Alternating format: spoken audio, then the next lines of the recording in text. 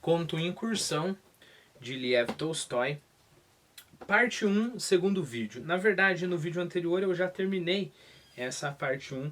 Eu só gostaria de fazer uma ou duas observações, né? Eu não sei se você já leu Tolstói. Se você não leu, eu acho que talvez os contos fossem uma boa introdução, se acostumar com algumas coisas que vão aparecer recorrentemente ali. E muita coisa é vocabulário, né? Não só para os contos de Tolstói, mas para leitura em geral, né? Então lembre-se que os dois personagens mais importantes que apareceram aqui na primeira parte desse conto é o Capitão Klopov e o nosso narrador, cujo nome a gente não tem notícias, né? Eu gostaria só de dar para você uma hierarquia no exército, se você não está acostumado com isso. Lembre-se, é claro que isso varia muito de país para país, de época para época. Então, por exemplo, aqui a gente vai ver que tem uma posição que é alferes. Alferes foi extinto no Brasil e, se eu não me engano, chama-se segundo tenente, se eu não me engano. Então, só para te dar um exemplo que isso varia muito, mas se você vai ler Tolstói, se você vai ler principalmente Guerra e Paz, se você vai ler diversos outros romances que tratam da guerra, é importante você saber isso. Então a gente tem o marechal, que é o topo do topo do topo, depois o general, depois o coronel, o major e o capitão. Capitão é a patente do Klopov, né? Que estava conversando com o narrador, cuja mãe recebemos notícias também. General, lembre-se que foi o general que mandou ali um tártaro dizendo que eles teriam que se mover pro NN, né? Que é uma fortaleza. Então tá, então o general mandou lá pro nosso capitão a mensagem. Abaixo disso nós temos tenente. Tô pulando algumas coisas se a gente pegar as patentes do Brasil. Eu acho que varia também, varia um pouco se for, por exemplo, na marinha, no exército ou na aeronáutica. Há essa variação também. Abaixo de tenente, alferes, aspirante, subtenente, sargento, cabo e então soldado. Conforme essas coisas forem aparecendo aqui, a gente vai ter que retomar. Lembre-se, não dá se você está lendo os contos do Tolstói para simplesmente ignorar essas coisas, porque essas coisas vão mostrar para você a relação de autoridade entre um personagem e outro, né? Por exemplo, em Guerra e Paz do Tolstói, às vezes vai ter uma festa.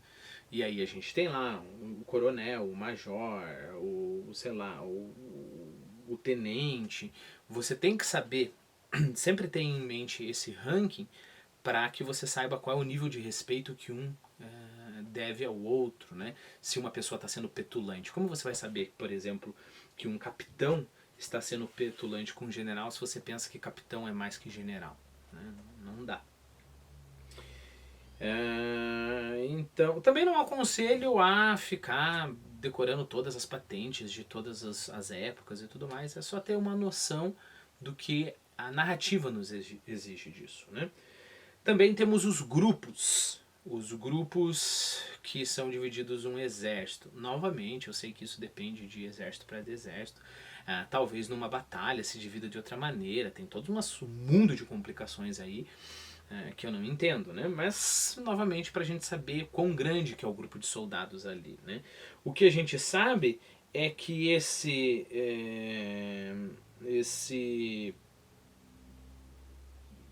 regimento, se eu não me engano. Não, esse batalhão está sob o comando do Klopov, né? E é o batalhão que vai se deslocar. Então vamos lá, a gente tem grupo maior, a brigada, depois a gente tem o regimento, que é o grupo de alguns batalhões. Dentro do batalhão a gente tem a companhia e dentro da companhia a gente tem pelotão. E aí, como eu falei pra vocês, sei lá, um atirador de elite, por exemplo, vai ser classificado de outra forma. Tem coisas muito complicadas aqui. Outra coisa importante aqui, e não só no Tolstói em geral, mas já nesse conto vai aparecer bastante, são as minorias dentro da Rússia. Ok? Num capítulo que ainda vai chegar, eu vou conversar com você sobre a divisão da Federação Russa, que a gente tem várias repúblicas dentro da Federação Russa, né? É claro que eu estou falando da Rússia de agora, mas isso reflete, né, coisas lá do passado. Então, o primeiro grupo que a gente tem que focar é os tártaros, né? Por quê? Porque na nossa primeira parte do conto tem a seguinte parte. Ontem chegou à noite um tártaro da parte do general, trouxe a ordem para o batalhão partir e levar mantimentos para 2 dias. Né? Eu tenho a nota aqui da Companhia das Letras. Os russos chamavam de tártaros os montanheses no norte do Cáucaso, de religião muçulmana. Isso é importante porque eles estão numa campanha contra um líder de de religião muçulmana, né? Bom, a gente já conversa sobre esse líder, sobre esse grupo em específico, mas não são os tártaros, né? Lembre-se que a história se passa, né, ali no norte do Cáucaso, né? Eu também vou falar melhor sobre o Cáucaso quando a gente chegar... Bom, é um dos capítulos, eu fiz algumas anotações lá. Mas, por enquanto, lembre-se que há ali no norte, leste, no leste da Europa, ou você pode falar no oeste, no sudoeste da Europa, ali uma cadeia de montanhas entre, se eu não estou enganado, o Mar Cáspio. Eu tenho que achar essa nota já que eu estou falando sobre isso.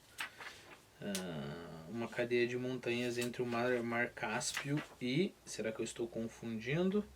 E o Mar Morto.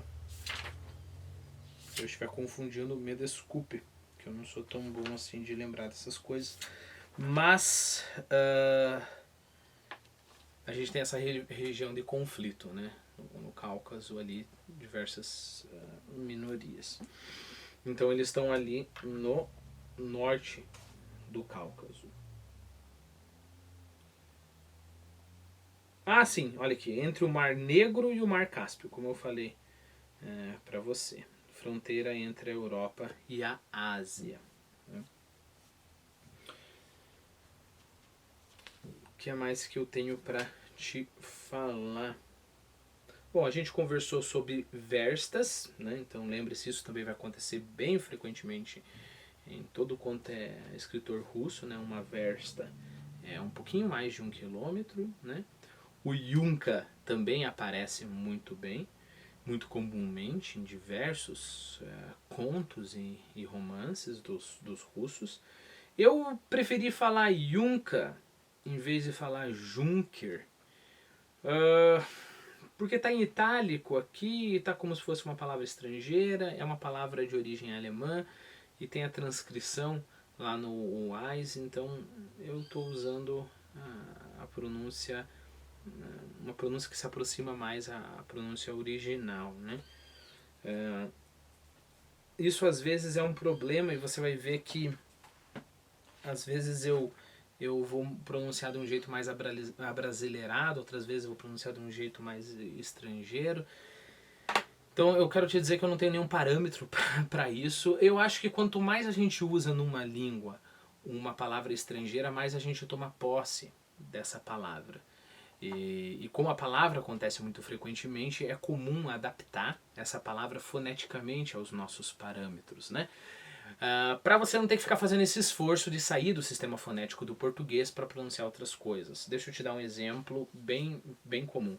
Eu, por exemplo, quando eu estou falando em português, eu falo Facebook, e pelo menos quero falar Facebook ou YouTube, né? Em vez de Facebook e YouTube. Por quê? Porque o sistema fonético do português não comporta YouTube, né? Esse B mudo, etc, etc. Então, até para os meus alunos, eu falo, quando você estiver falando em inglês, prefiro falar YouTube, Facebook. Quando você está falando em português, prefiro falar Facebook, YouTube, né? Para você simplificar a tua vida, e é um modo de a gente, digamos assim, tomar posse dessa palavra. Mas, às vezes eu não sigo a minha própria regra, né? Eu pronuncio alguns nomes de uma forma mais pendendo para o inglês, quando o nome é em inglês, para o francês, etc, etc. E eu nunca soube direito um parâmetro para isso. Então, eu acho que um parâmetro bom é isso, né? Não é um parâmetro claro, mas é um parâmetro bom. Porque quanto mais essa palavra for comum para você, é como se você fosse tomando posse através do seu idioma materno, né? Isso é uma palavra desconhecida ou uma palavra que não é usada, como Junker, que é bem especificamente um nobre alemão, etc. Aí as coisas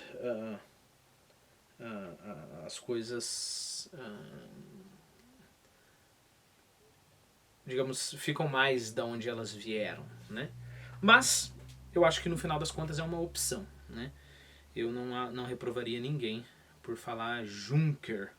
Eu acho que eu tendo a reprovar mais pessoas que falam YouTube enquanto estão falando português do que uma pessoa que fala Junker em vez de Junca. Mas isso é só digressão minha.